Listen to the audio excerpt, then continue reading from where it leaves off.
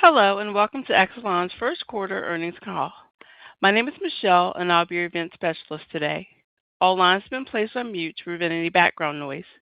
Please note that today's webcast is being recorded. During the presentation, we'll have a question-and-answer session. You can ask questions by pressing star 11 on your telephone keypad. If you would like to view the presentation in full screen view, click the full screen button by hovering your computer mouse cursor over the PowerPoint screen. Press the Escape key on your keyboard to return to the original view. And finally, should you need technical assistance, as a best practice, we suggest you first refresh your browser. If that does not resolve the issue, please click on the Help option in the upper right-hand corner of your screen for online troubleshooting. It is now my pleasure to turn today's program over to Ryan Brown, Vice President of Investor Relations. The floor is yours. Great. Thank you, Michelle. Good morning, everyone. Thank you for joining us for the 2026 first quarter earnings call. Leading the call today are Calvin Butler, Exelon's President and Chief Executive Officer, and Jeanne Jones, Exelon's Chief Financial Officer. Other members of Exelon's senior management team are also with us today and will be available to answer your questions following our prepared remarks. Today's presentation, along with our earnings release and other financial information, can be found on the Investor Relations section of Exelon's website. We would also like to remind you that today's presentation and the associated earnings release materials contain forward-looking statements which are subject to risks and uncertainties. You can find the cautionary statements on these risks on slide 2 of today's presentation or in our SEC filings. In addition, today's presentation includes references to adjusted operating earnings and other non-GAAP measures. Reconciliations between these measures and the nearest equivalent GAAP measures can be found in the appendix of our presentation in our earnings release. It's now my pleasure to turn the call over to Calvin Butler, Exelon's President and CEO. Thank you, Ryan, and good morning, everyone. We appreciate you joining us for our first quarter earnings call. Our message today is straightforward. 2026 performance remains on track, both financially and operationally. And with a disciplined, adaptable platform, you can continue to depend on Exelon to navigate change and deliver on our commitments. This morning, we reported adjusted operating earnings of 91 cents per share, exceeding expectations with outperformance driven primarily by net favorable weather and timing-related items. We are also affirming our 2026 operating earnings guidance of $2.81 to $2.91 per share. Reliability and operational performance continue to set the standard for the industry, even as our system faced several high-wind storm events this spring. All utilities sustained top quartile in reliability performance, with ComEd in top decile. Our men and women on the ground continue to deliver, responding safely, restoring service quickly, and keeping customers connected. This quarter also included several important regulatory and legislative developments, most notably in Pennsylvania and Maryland.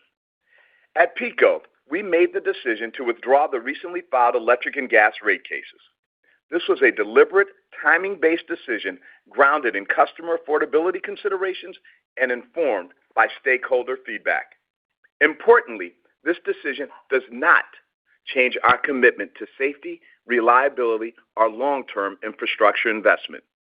It demonstrates our ability to adjust timing and reallocate capital while maintaining the balance between near-term affordability and long-term system needs.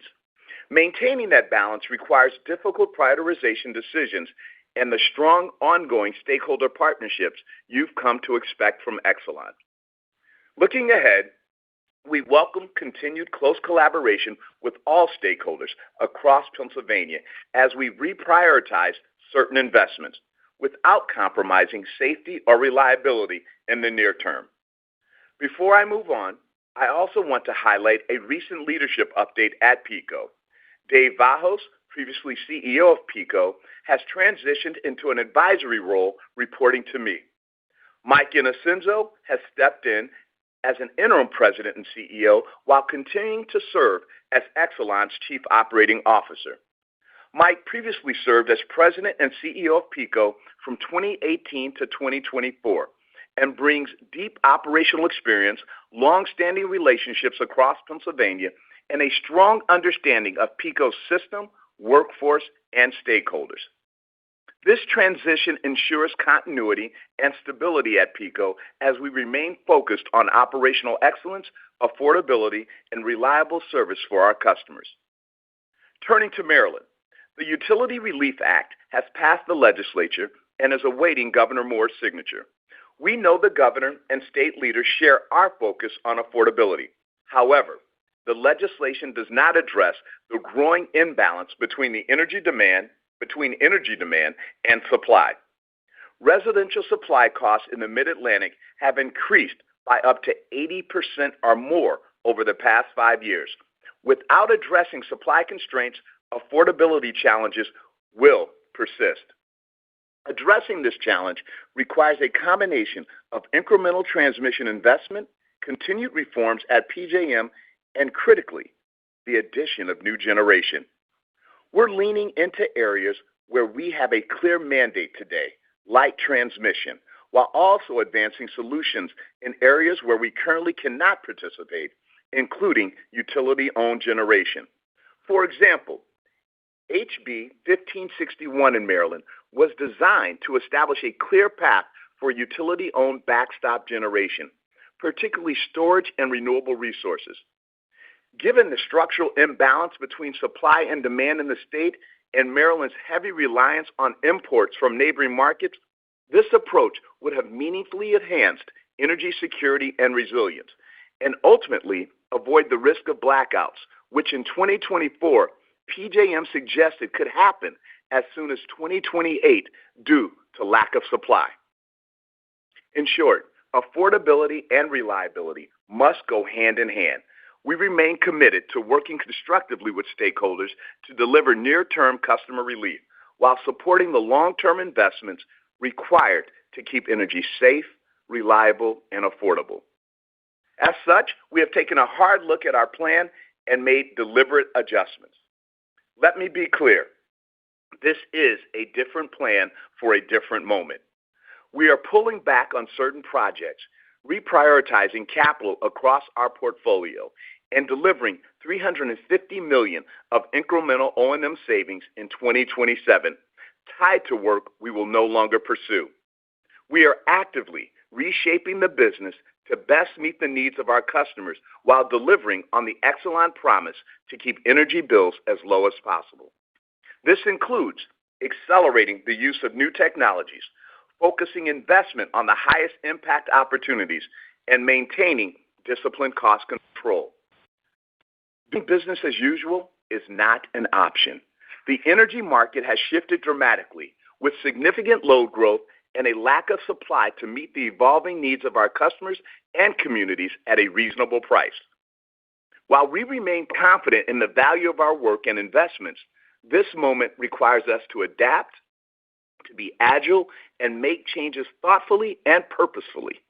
Our core mission, commitment to safety, reliability, ethics, and compliance, and service to our customers are not changing. Now, Jean will walk through the details in a moment, but with these actions in place, we are reaffirming our 2026 adjusted operating earnings guidance of $2.81 to $2.91 per share, and our long-term operating earnings growth outlook from 2025 to 2029 near the top end of the 5 to 7% range. This is our platform at work. Size, scale diversification, and discipline translate directly into execution. As we adjust our plan to reflect current realities, we are also leaning into areas where we see strong visibility and clear need, most notably in transmission. Our scale, multi-state footprint, and deep operational expertise allows us to step forward where reliability and resiliency investments are increasingly needed, especially as load growth and system complexity continue to accelerate. We've seen that play out in recent periods through our success across multiple competitive and reliability-driven processes. That momentum continues. In February, we submitted competitive bids for 2 Illinois transmission opportunities within the MISO Tranche 2.1 window, representing approximately $1.9 billion of total transmission capital spend pursued jointly with Invenergy. While it's too early to comment, on potential outcomes, these projects underscore our disciplined approach, deploying capital where RTOs have identified clear need, strong execution visibility, and attractive risk-adjusted returns. You should expect Exelon to continue engaging competitively and with discipline in future transmission windows across PJM and other ISOs, including 2 additional bids expected later this month. However, affordability and energy security cannot be solved by transmission alone. Additional generation is critical. We continue to work closely with federal officials, PJM, and state leaders to address elevated supply costs and emerging reliability challenges across the system. Let me reiterate, you cannot have a conversation about affordability without addressing the underlying shortage of generation. We support measures that bring new generation forward while avoiding market designs that result in unnecessary or excessive payments at the customer's expense. That's why we've been focused on ensuring our data center pipeline is increasingly backed by FERC-approved transmission security agreements, which have now secured approximately $1 billion of collateral. Real affordability depends on careful design, from load forecasting and cost allocation to how new resources are integrated into the market framework. There's more work ahead as implementation details continue to take shape, and our team remains closely engaged with PJM, regulators, and policymakers to ensure outcomes that protect customers and support a reliable, affordable system. As we said before, addressing these challenges will require an all-of-the-above approach, including utility-led solutions, demand-side alternatives, and merchant investment. While we do not control the supply side, we remain intensely focused on reducing the costs we can control and on actively advocating on behalf of our customers. In the past year alone, we've delivered approximately $1 billion in customer savings through a combination of actions, including our award-winning programs that connect customers to assistance, our industry-leading Customer Relief Fund, a recently approved gas supply settlement, and disciplined cost management that kept costs nearly flat, driven by operational efficiencies. We're delivering this $1 billion. While delivering this $1 billion, we've also provided best-in-industry reliability. In contrast, over the last 2 years, customers have paid $32 billion to generators for capacity in PJM, while supply has declined by 1.2 gigawatts over that same period, meaning customers paid more and received less. The time for action is now. PJM has been warning about 2028 reliability risks since 2024. We're halfway there, and there's been no meaningful progress on new supply. While recent activity in the PJM interconnection queue is encouraging, it's not enough for projects to simply be in the queue. We need to ensure they are built and come online in time to meaningfully address the reliability need. Had utilities been allowed to build generation for the 28-29 planning year, we would be in a materially stronger position today. As we've highlighted before, Charles Rivers Associates estimated that utility-supported generation could have saved PJM customers between $9.6 and $20 billion in the 28-29 delivery year, while reducing outage risk from energy shortages by approximately 85%. Our customers simply cannot afford to wait any longer. With that, I'll turn it over to Jean to walk through our financial performance and provide additional details on our rate case activity. Jean? Thank you, Calvin, and good morning, everyone. In addition to our first quarter financial update and progress on our 2026 regulatory activity, today I will review several disclosure updates that reinforce our confidence in our path to adjusted operating earnings growth near the top end of the 5 to 7% range, beginning on slide 5. We recognize that balancing affordability with safety and reliability is critically important, and we remain actively engaged in solutions that put customers first. Our customers are served by some of the most reliable utilities in the nation, and continued investment is essential to maintaining that performance in the near term while supporting long-term economic growth. Our revised four-year capital plan reflects these priorities by rebalancing investment, enabling us to invest nearly $10 billion in 2026 and a total of $41.7 billion over the next 4 years for the benefit of our customers. This reflects $1.1 billion of project deferrals and reductions in PECO and BGE distribution, coupled with $1.5 billion of incremental transmission investment to support project realignment and the interconnection of data center customers that have signed transmission security agreements. Despite the rebalance of capital, we are maintaining a revised annualized rate base growth of 7.9% over the next 4 years, reflecting the substantial and accelerating transmission growth opportunities we are experiencing across our service territory. The need for additional transmission infrastructure is real, and we are witnessing this growth firsthand, driven by reliability requirements and large load interconnections. We now anticipate transmission rate base growing at 16% through 2029 and are maintaining our previous upside guidance of $12 to $17 billion, which doesn't include our recent competitive transmission bids in MISO or potential solar or storage opportunities. Having executed within 2% of our plan since 2023, we remain confident in our ability to deliver this next phase of growth through disciplined execution, advancing important economic and energy priorities while keeping customer affordability front and center through a continued focus on cost management. We are confident in our ability to drive expense growth well below inflation. In addition to nearly flat expense growth from 24 to 26, we are now targeting no more than 2% adjusted O&M growth through 2029. We remain committed to managing the portfolio as one Exelon and are leveraging our dedicated team to identify another $350 million of savings in 2027. Our revised plan incorporates cost reductions achieved through accelerating AI and technology transformation, prioritizing IT projects with the greatest customer and operational impact, focusing our community investments, reducing the use of outside contractors, implementing a managed hiring process, and offering a targeted voluntary separation program later this year. We also continue to rely on a balanced funding strategy to support this execution. We are committed to ensuring that we maintain financial flexibility and strong credit metrics over the guidance period, targeting approximately 14% at Moody's and S&P. I'll provide additional detail on our balance sheet and financing strategy on a later slide. Turning to slide 6, we present our quarter-over-quarter adjusted operating earnings walk. Exelon earned 91 cents per share in the first quarter of 2026 compared to 92 cents per share in the same period in 2025. Earnings are lower in the first quarter relative to the same period last year, primarily driven by 7 cents of new distribution and transmission rates, net of depreciation, and AFUDC, and a penny of favorable weather at PECO. This favorability was offset by 4 cents of ComEd timing due to revenue shaping in 2025, 2 cents of higher interest expense at corporate and PECO, a penny of higher credit loss expense at BGE, and a penny attributable to the recognition of Pepco Maryland's MYP reconciliation, of which a final order was received in March.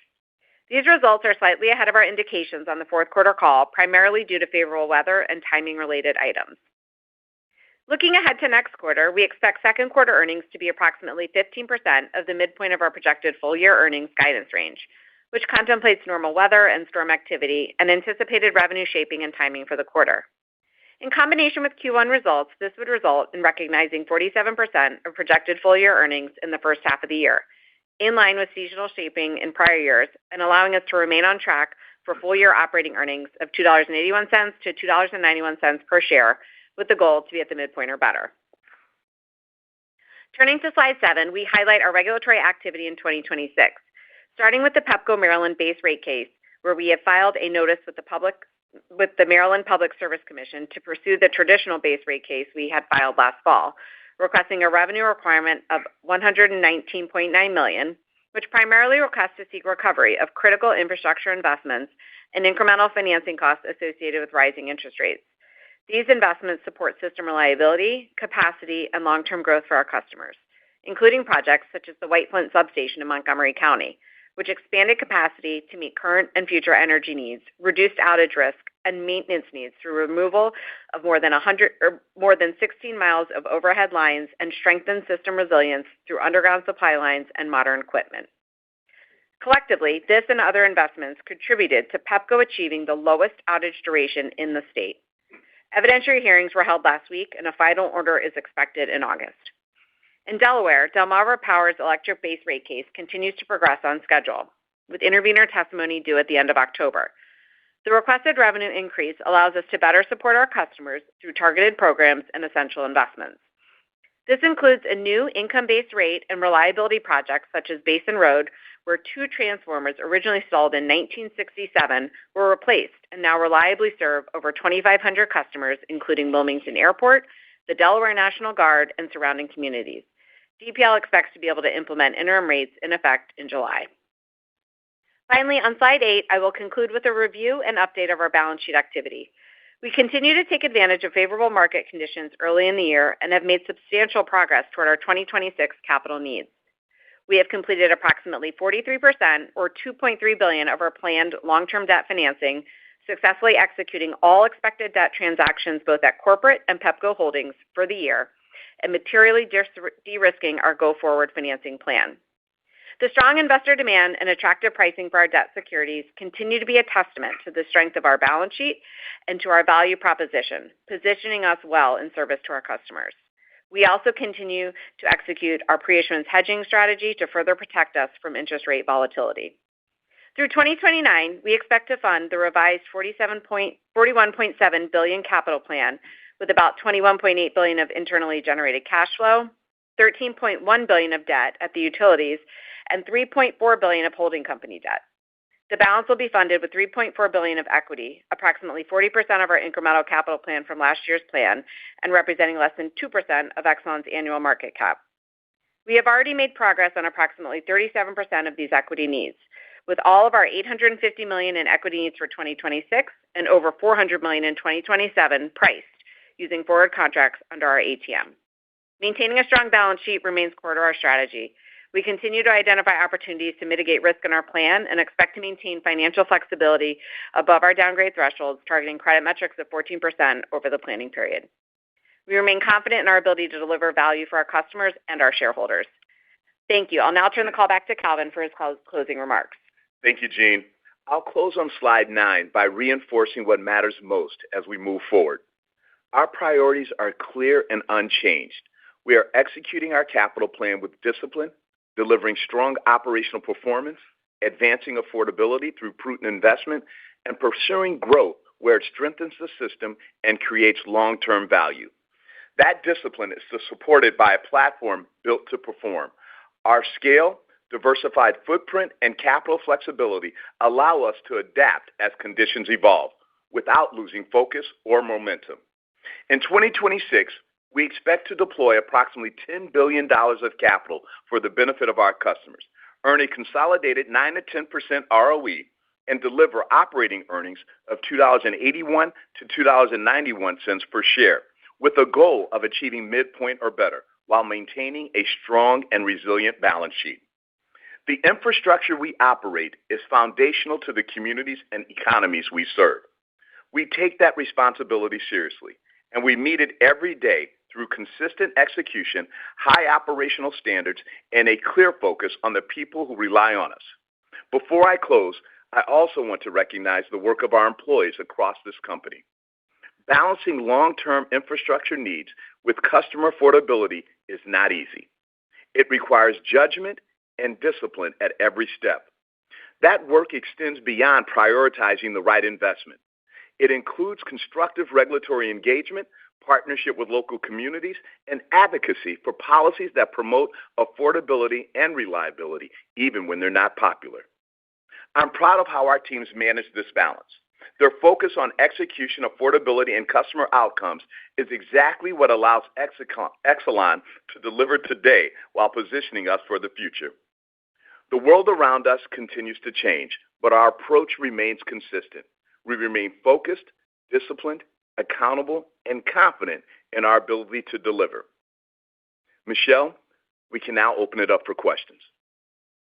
Thank you. If you would like to ask a question, simply press star 11 on your telephone keypad.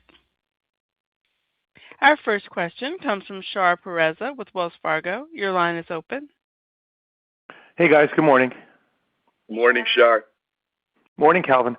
Calvin, I wanted to start with Pennsylvania. I mean, it seems like it's the noisiest in the country right now. I guess, what are you getting from Shapiro to make withdrawing the case, and weathering this environment worth it? I mean, the gas utilities seem to be okay. One of your peers has a black box settlement which should get approved. So the move is a bit conflicting. I guess, what is it about this case that spooks stakeholders versus your other peers? I guess, how should we be thinking about the trade-offs here in the state from your move? Thanks. No, thanks, Sharon. Thank you for asking the question. Let me begin by saying what a difference a year makes. No, in all seriousness, Shar, Pennsylvania has always been a jurisdiction in which we leaned into and had strong regulatory backdrop and strong relationships, and we continue to have those. Our decision our decision to remove the Pennsylvania filing was based on conversations we had with a variety of stakeholders. And those stakeholders said, hey, if you could partner with us to address the affordability issue and lean in, timing is not the best right now. We're assessing our future rate case filings in Pennsylvania, but all geared to having a strong infrastructure to provide safe, reliable service. So again, I'm not conflating this with any other cases that have been filed by other companies. We did what was best and what is best for Exelon and PECO specifically at this time. We believe PECO needs to make investments in the future, and we will do so, but we will work collaboratively with all stakeholders to make sure it's a prudent decision and timed appropriately to move forward. Got it. Perfect. Hopefully that created the goodwill that you guys needed for that. And then Calvin, just on conversations around supporting supply side solutions and long-term resource adequacy agreements, I guess any movement with House Bill 1272 or Senate Bill 897, I guess how should we be thinking about the catalyst and timing? Is this something we could see before or after the election? Is Pennsylvania waiting for PJM answers from FERC or the RBA process first? I guess how do we think about, resource adequacy and the bills that are out there in light of you just pulling a rate case and creating hopefully some goodwill? Thanks. Yes, Shar, you go right to the core issue, is that we're not going to adequately address affordability without addressing the supply issue. And that is our conversation, not just in Pennsylvania, but across all jurisdictions. So when you see us show up in an advocacy position for bills that allow utilities and to get new generation built, that's what it's all about. And recognizing also right now that Pennsylvania is in an election year, and you have a divided government. So to get anything done this year is going to be a long shot, but I think it's necessary to continue to advocate for utility-owned generation and new generation in the state and across the Mid-Atlantic specifically, because if you don't do that, the same issue that we're talking about today, we'll be talking about in the next 3 to 5 years. And that is what we're communicating with all stakeholders. You can't talk affordability without talking the supply stack, period. And this is what's obvious, but people want to talk about it in silos. It has to be a holistic approach, and we have to talk about it generally. And the bills you mentioned go directly to that issue, and we will continue to partner with other utilities and stakeholders in the state to address them. Okay, perfect. I appreciate it. Thank you so much, Calvin, and see you guys in a few days. Thanks. Bye. I appreciate you, Shar. Thank you. Thank you. Our next question comes from Steve Fleishman with Wolfe. Your line is open. Good morning, Steve. Hi, good morning. Thanks. I guess just following up on Pennsylvania, that you didn't really mention the governor's letter and Yes, sir. In terms of kind of focus on, I guess, kind of seemed like a more adverse regulatory structure. Could you maybe comment on how you interpreted that? Was that part of what you've been hearing when you pulled the case, and how should we think about that when you ultimately do file a case? Yeah, thank you, Steve. I think the governor's letter, first and foremost, it all centered on affordability, right? That's kind of what I was just sharing with Shar. Having said that, he brought up 3 specific points. One, making sure that utilities are going after the most cost-effective forms of capital. He wanted transparency in rate making, and he used the term justifiable returns. But let me tell you, so it was nothing that we hadn't heard in our conversations with them, and he put it out there to the entire energy portfolio within the state of Pennsylvania, all the utilities, and said, future rate cases, future discussions need to be centered on these 3 principles. And we have no concern with that, Steve. really going in. And as I've shared with the governor and others have shared with the governor, is that there's a 9-month regulatory process within Pennsylvania, and we will continue to operate in a very transparent methodology and work with the commission and the governor and his team to ensure that he understands the what and the why the investments we're making are adding value and safe and reliable and resilient service to Pennsylvanians, and also what we are doing on the front end to control our costs. So when I laid out to you in my opening comments, we're pulling $350 million of costs out of our business. I think that goes right to the governor's, one of his message is that, hey, justifiable returns. Are you doing utility? Are you doing your part in ensuring that you're keeping your costs as low as possible? And my response to him is absolutely. We were doing it before, and we'll do it into the future to manage this business. But at the same time, as we manage this business, we know how economic development is important to you. We know how creating jobs is important to you. And there's no better partner that I can speak than PECO has been doing for not only the last decade, but multi-decades in the state of Pennsylvania. So these are the very issues that we're talking about today, and we'll talk about in the future. Great. Thanks for that. Sorry, I have two other questions. One is just on the comment on PJM issues and the need for more generation, which clearly agree is a problem. You know, one of the things that did come up recently was the Crane restart and the fact that even when you had something coming back, it's not potentially interconnected till 2031. Is there like things that can be done by PJM or transmission owners to deal with that aspect of getting interconnection done quicker? Thank you, Steve. And we've been on top of that issue and partnering with PJM to see what we can do and how we can do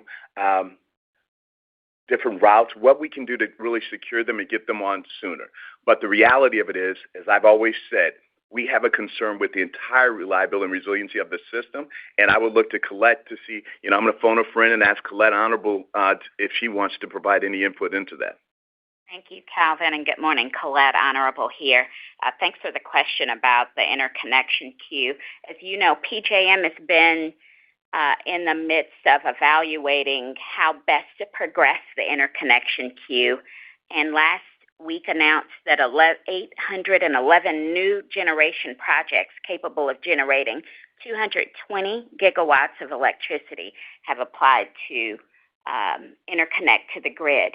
We've also seen that PJM has reopened the queue, and we applaud PJM for that action because we understand all too well, as we hear from our customers, that we need to move that backlog and get the supply through the queue. We also know that we needed to address reliability challenges. So while we are encouraged that there are over 800 projects in the queue, we know that there's still more work to be done because only 19% of the projects that are in the queue reach operation. We also know 54 gigawatts have been cleared through the interconnection process, but they're delayed by citing permitting and supply chain issues. Most of all, to your question, we need new supply. And so while we're encouraged by the work at PJM, there's a lot more that needs to be done. So we're pleased to see the new leadership at PJM in David Mills, and we're hopeful that he can help move this along. Thanks, Calvin. Okay. And just a quick last one, the transmission CapEx increase that you did, I guess if you didn't lower the distribution, would that have kind of happened anyway? And is there more of that coming from the data centers? Are you kind of managing within a total, capital level that you were trying to kind of manage within? I don't know if that makes sense, that question, but yeah. It does. I think, it was work that we saw on the horizon. And I think we've always spoken to the diversification of our portfolio, but also not one project being greater than 3%. And so having those projects available to pull in within the planning period, it's work that we knew we needed to do. It was also work that was aligned to some of the cluster studies. So I think that's the benefit of Exelon's diversified capital portfolio. We can pivot as needed. I think that, with that being said, right, our $12 to $17 billion of opportunities outside the planning period, we didn't change that range. We still think that that's very robust, still driven by the same 4 or 5 themes, and we'll continue to kind of manage the portfolio. Now, as Calvin said, this is the plan for this moment. So we did pull back on distribution, right? But there's a cost to investing and there's a cost to not investing. And so we do believe that there's critical work we still need to do in those states, but this is the right plan for this moment. We know through our strong operations on the distribution side, we saved our customers $1 billion in avoided outage costs in 2025 alone. And so the investment needs to be done, but this is the right mix for today, and we'll continue to evaluate and adjust. And again, that brings me back to the benefit of the size, scale, diversified portfolio of Exelon. Got it. Thanks for taking all my questions. Appreciate it. Thank you, Steve. Thank you. Our next question comes from Nicholas Campanella with Barclays. Your line is open. Morning, Nick. Nick. Hey, good morning, team. Morning. Thanks for taking the time. I wanted to just ask one follow-up on the letter, if I can. Just, there was things proposed around the return that, would point to a lower ROE and, potentially lower equity cap, depending on how the mechanics around that worked. And it just, obviously, those would be significantly below the state averages across the U.S. It, already has kind of raised the company's implied cost of capital. So just, can you kind of talk to just the risk of it going there? And, my understanding is you do have a GRC penciled into this plan, if you can confirm that. And, does the company have any view if that would require legislation to go that way? Or is this something the PSC at its discretion could do? Thank you. So I think what we would say on not just the ROEs, but the cap structure and the transparency on investments, to Calvin's point, we believe that Pennsylvania has a robust regulatory process that allows us to build an evidentiary record that can pull in all forms of debating what, and justifying what is a fair and reasonable return. And so we believe that that's the right place to have that conversation. It's what we've always done, right? Even in a settlement, right? You still have to justify your returns. You still have to use capital asset pricing models or other things, right, that say, hey, based on publicly available data, real data, right, which is what the governor is asking us to pull in, this is the justifiable return. And we know that a healthy and a financially sound utility needs to have justifiable returns that are commensurate with the risk that's being taken by the regulated utility. We know that the capital structure has to balance the right risks to make sure that we have appropriate credit ratings that drive lower cost of financing for our customers. And so we would look to continue to leverage that process to build the evidentiary record that results in the right economics for both a financially sound utility, but one that can continue to invest, to create economic development, to drive jobs, and to avoid the significant costs that we know are associated with not investing. Okay, thank you. And then, maybe it sounds like you introduced some O&M rationalization here in the plan. You're working towards identifying more. You outlined kind of, some of the things there that you're doing, but just how much is, I guess, sustainable versus one time and can be kind of recaptured through a rate case proceeding? Yeah, first off, Nick, I would tell you that we're going to run our business in the most efficient manner.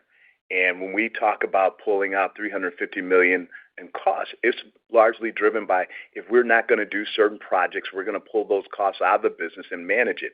And if an opportunity arises as we look at future investments to bring back in certain avenues or outlets to get that done, we will. But we will always maintain and run a very efficient business. That's our promise to our customers. So when we talk about maintaining, I always approach this as most of them, if not all, are going to be sustainable cost savings to deliver this value. And for us to look at through 2029, we're not going to ever make any decisions that will sacrifice the reliability and safety of the system. So therefore, these savings are geared to being an efficient operation overall. They're not geared toward one particular opco, they're geared as a system, but certain opcos will have to make deeper provisions because if you're not investing, you're going to have to make those adjustments. So that's how we're approaching it. Okay. And then just one more, if I could, I guess you continue to kind of be on stable outlook to my understanding. So just the feedback from the agencies through what's kind of transpired here in Pennsylvania. Yeah, we've had a lot of discussions with the agencies. PECO was already on negative outlook. They're on review for a downgrade. I mean, I think the combination of us continuing to invest, and we have been leaning on that investment profile. But I do think that the regulatory climate factors in there. And so that is something we'll continue to work through. And of course, we want to maintain the stronger the credit ratings, the lower the cost of financing. And so we'll stay close to them as a whole. I think from an Exelon perspective, though, Pennsylvania is one piece. We're managing this as a portfolio, our diversified platform, our ability to kind of pivot around different projects and still deliver, and importantly, still maintain that target of 14%. And so when you have that cushion to the credit rating downgrades, I think it's a testament to how we put safe, reliable grid and balance sheet at the forefront of our decisions, and that allows us to continue to deliver not only for our customers, but for our shareholders too. Thanks for those thoughts. Thank you. Thank you, Nick. Thank you. Our next question comes from Paul Zimbardo with Jefferies. Your line is open. Good morning, Paul. Hi, good morning, team. First, it's nice to see the swift adjustments. I know those aren't easy decisions to make. Just the first one I had was it sounds like kind of more intensity in your prepared remarks every quarter on quarter, Calvin. Just is there a point where you kind of need to take matters into your own hand and pursue more contracted generation opportunities, advocate for bigger changes with the states and PJM? Just could you kind of gauge where you are on kind of the intensity and more shifting towards being more proactive to the extent you can versus waiting for PJM? First off, Paul, thank you. And thank you as always for the questions and for joining. Let me begin by saying we are taking things in our own hands. When you look at our transmission organization led by Karim Kuzami, a year ago, we didn't have that. We're going after competitive transmission bids to date. We are also looking at partnerships to go after generation, to build generation, contracted generation. We're doing all those things to date. But per our process, and who we are as a company, I don't talk about those things with you, Paul, until I know they're done or until we've got something to talk to you about that is signed and we're delivering for you. And that's just who we are as Exelon. When I tell you something, we're going to deliver. So that's one. The second piece is the intensity comes from it's our job to run this business.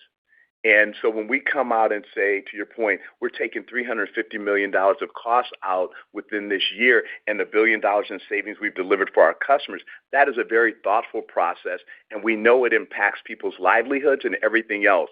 So when we talk about less contractors on our system, when we talk about plans that impact our employees, we don't take those lightly. But it's up to us to run a business to ensure that we have a stable environment for our 20,000 plus employees, and we're delivering the value to our communities. So are we being proactive? Absolutely. But we will talk to you about those when those plans are baked and we're running through the tape, right? Because speculation doesn't deliver results, and we're committed into our earnings results that we provided you through 2029 to deliver. And if that was to adjust, we'll be the first ones to tell you the what and the why. But we are committed to this. And yes, we are being very intentional about how we focus our efforts day to day based on the changing market dynamics that we're facing. And when you're sitting in our market right now, you can hear it across PJM. You don't step into any of our states without the first thing the governors or commissions talk about is affordability. And we're not being tone deaf. We're listening and we're addressing it. So I'll stop there. No, totally. No, it's good to hear. And then just kind of pulling it to a little bit together a bit, just between the net higher earnings from kind of shifting to transmission, the cost control, kind of would you say this builds more contingency in the plan, or is this more kind of you're in the same place as you were before, which is the reconfiguration of the rate case timings as well? I would say this gets us back to plan, Paul. But of course, as always, like, we want to factor in all the risks and opportunities and give you a plan that accommodates a variety of different scenarios. So this is about getting back to the plan that we shared earlier. But as Calvin said, it's a different plan for this moment. And so as a management team, that's what you want us to do. You want us to pivot, leverage the portfolio of Exelon, still deliver, but do it in a way that contemplates a variety of outcomes. Okay, understood. No, thank you, team. Good luck. Thank you, Paul. Thank you. At this time, I'd like to turn the conference back over to Calvin Butler for closing remarks. Thank you, Michelle. And let me begin by thanking everyone once again for joining our Q1 earnings call. I hope what you've taken away today is what you've heard is that you're seeing the power of Exelon at work. Our diversified platform, committed men and women to deliver, are going to have committed to reaffirm what we said we're going to do each and every day. We appreciate your continued interest and support, and we hope to see many of you in the months ahead. And so with that, Michelle, that concludes our call. Thanks to all our participants for joining us today. This concludes our presentation. You may now disconnect. Have a good day.